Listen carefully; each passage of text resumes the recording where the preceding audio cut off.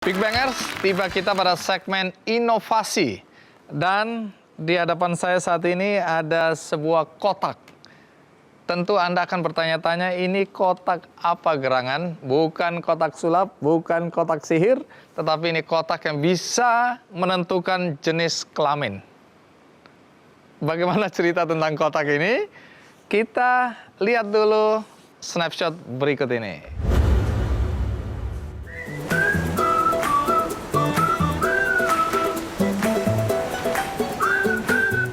Penyu sebagai satwa dilindungi memiliki peran penting dalam ekosistem. Selain menjaga mata rantai laut, keberadaan penyu di daratan juga menandakan bersihnya udara dan pantai di lingkungan itu. Salah satu pantai yang menjadi langganan penyu bertelur adalah Pantai Taman Kili-Kili, Kecamatan Panggul, Kabupaten Trenggalek, Jawa Timur. Di pantai ini secara rutin penyu datang kembali untuk bertelur. Namun pantai ini sangat panas, sehingga penyu yang menetas lebih didominasi penyu betina. Hal ini bisa dibilang kurang baik, karena untuk meningkatkan populasinya dibutuhkan lebih banyak penyu jantan. Inilah yang dilakukan oleh Paundra dan Vian, mahasiswa Universitas Brawijaya Malang, yang menemukan alat penentu jenis kelamin penyu yang disebut dengan Magic Gator. Telur-telur yang sudah ditetaskan kemudian dimasukkan ke dalam inkubator atau alat penetas, yang kemudian dapat diatur tingkat suhu dan kelembabannya agar bisa menghasilkan penyu jantan. Karena di alam liar, setiap penyu betina membutuhkan 6 penyu jantan untuk dapat melakukan pembuahan. Saat ini, Magic Gator sudah digunakan di 4 penangkaran penyu yang tersebar di 4 kabupaten di Indonesia, dan sukses memenangkan Wirausaha Muda Mandiri 2015 kategori usaha sosial mahasiswa.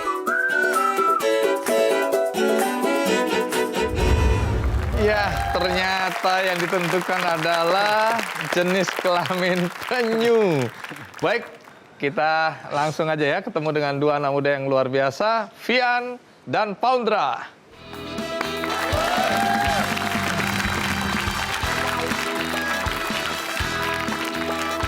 Alhamdulillah.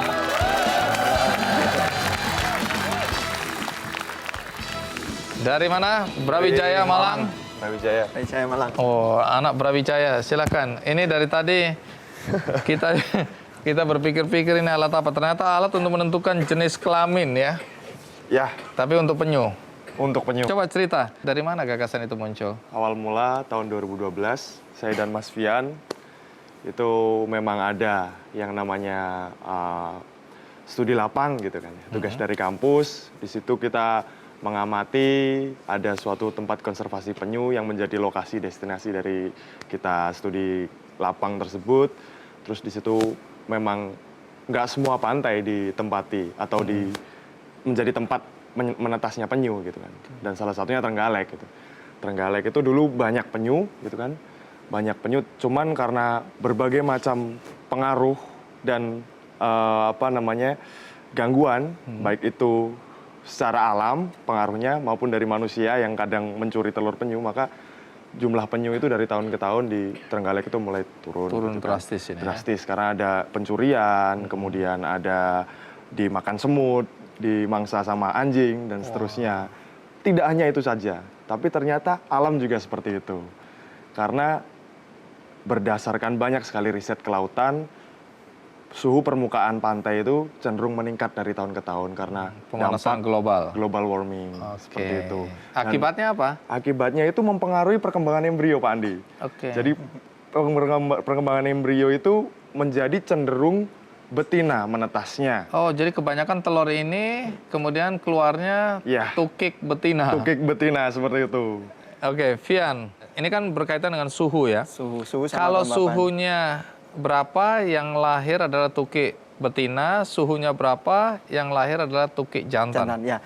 Untuk kita setting suhunya, suhu 24 sampai 29 derajat Celcius, kita setting untuk jenis kelamin jantan.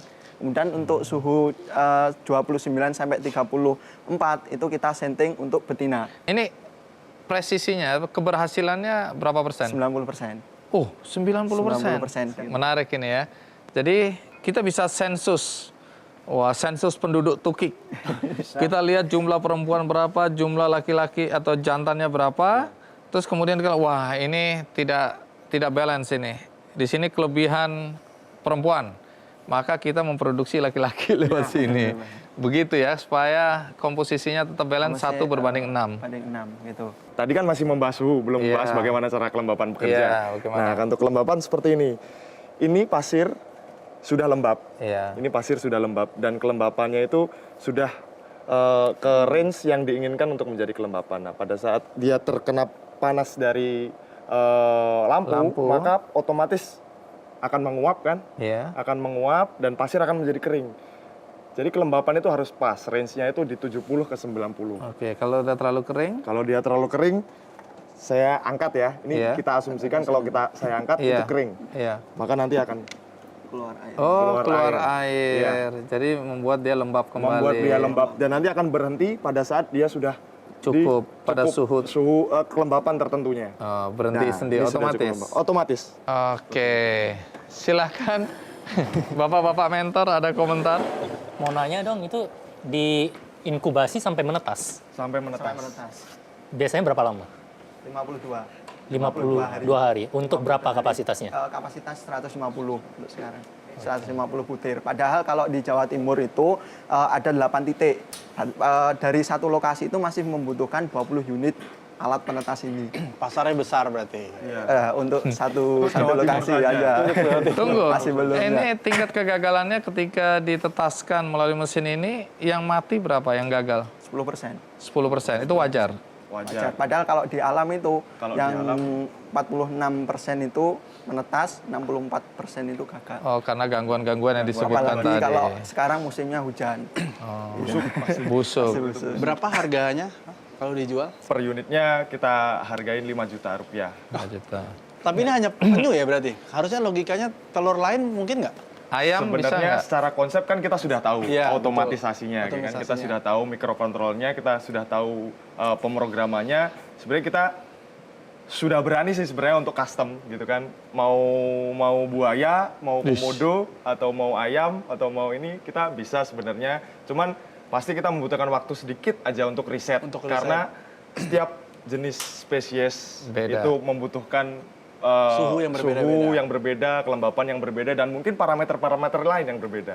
Iya. Gitu. Tapi secara konsep kita sudah Ya artinya skala bisnisnya sebenarnya kalau Iya. diniatin udah bisa Bisa. Bisa dikembangkan. Tapi untuk urusan penyu aja belum, Iya. demand-nya masih tinggi nih. Harapan dengan temuan dari mesin penetas dan penentu jenis kelamin penyu ini, apa yang diharapkan ke depan? tujuan kami kan ingin penyu itu tetap ada. Gitu kan. Dia kan hewan purba, sudah ada dari zaman dinosaurus dulu. Gitu kan. Saya masih bisa melihat, Pak Andi masih bisa melihat, Pak William masih bisa melihat. Saya juga pengen nanti anak, cucu saya itu tetap bisa iya. melihat, gitu kan. Tapi karena memang keadaan alam dan gangguan dari berbagai macam yang ada sekarang, maka harapan saya yang penting penyu lestari. Karena kenapa? Di dunia ada 7 spesies penyu dan 6 itu punya Indonesia. Wah, tepuk tangan dulu untuk Indonesia. Dan 6 punya Indonesia. Cuma kesadarannya yang belum ya, belum tinggi. Kalau misalkan di Indonesia hancur, maka di dunia juga pasti nggak akan bisa melihat. Karena penyu itu wilayah ruwayanya itu migrasinya tuh ke seluruh dunia. Iya. Sorry, 1 dari 7 jenis penyu yang tidak ada di Indonesia itu ada di negara mana? Di negara Norwegia, Australia, sama satunya di daerah Irlandia sana. Itu bisa jadi tujuan ekspor produk kamu juga dong berarti. Iya. Oh iya, iya. Jadi tidak hanya melestarikan Iya, betul. 6 penyu di Indonesia, tapi Pencerahan. 7 penyu di dunia. Baik, terima kasih Ya. Pondra Fian ya sudah berbagi cerita tentang alat penetas penyu. Baik, Big Bangers, itu tadi cerita mengenai anak-anak muda yang terjun ke bisnis energi dan juga ada penemu yang berkaitan juga dengan energi panas yang disalurkan untuk menetaskan telur penyu dan bisa menentukan jenis penyu yang akan lahir dari telur itu. Ini satu cerita yang menarik, mudah-mudahan menginspirasi kita semua. Terakhir, do more, do good, Big Bang.